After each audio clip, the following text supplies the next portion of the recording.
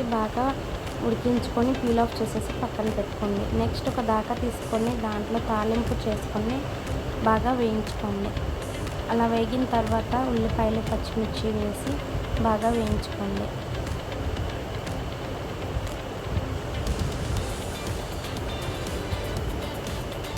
వీడియోలో చూపిస్తున్నట్లు బాగా వేగాలి. వేగిన తర్వాత 1 స్పూన్ సాల్ట్, 1/2 స్పూన్ పసుపు వేసి బాగా వేయించుకోండి.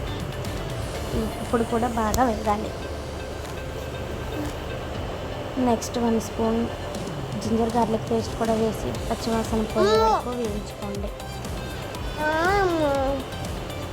ఇలా బాగా వేగిన తర్వాత 1.5 గ్లాస్ వాటర్ వేసుకొని బాగా మరిగించండి. ఇలా మరిగేటప్పుడు ముందుగా మనం రెడీ చేసి పెట్టుకున్న బంగాళదుంప ముద్దను ఆ వాటర్లో వేసేసి ఇలా బబుల్స్ వచ్చే వరకు వేయించండి. నెక్స్ట్ ఇందులోకి 1 స్పూన్ కారం, 1/2 స్పూన్ గరం మసాలా వేసి గ్రేవీ టైప్లోకి వచ్చేదాకా వేయించండి.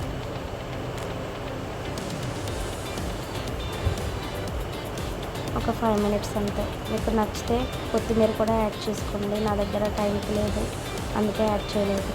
నెక్స్ట్ అందులోకి మెత్తటి చపాతీ ఎలా రెడీ చేసుకోవాలో చూద్దాం. చూస్తున్నారు కదా వీడియోలో, ఇలాగా ఫోల్డ్ మెథడ్లో 3 కట్స్ ఫోల్డ్ చేసి నార్మల్ చపాతీ ఎలా చేస్తామో అలా చేసుకొని పక్కన పెట్టుకోవాలి.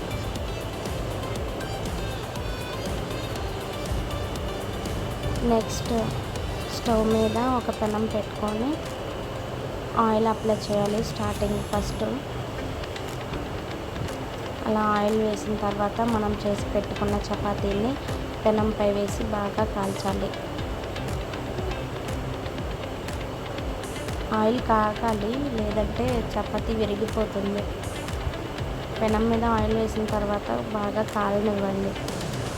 చూసారు కదా, కాలిన తర్వాత బబుల్స్ ఎలా వస్తున్నాయో అలా వస్తే బాగా కాలినట్టు. Chapati without oil deep fry కాకుండా పూరీలాగా పొంగుద్ది.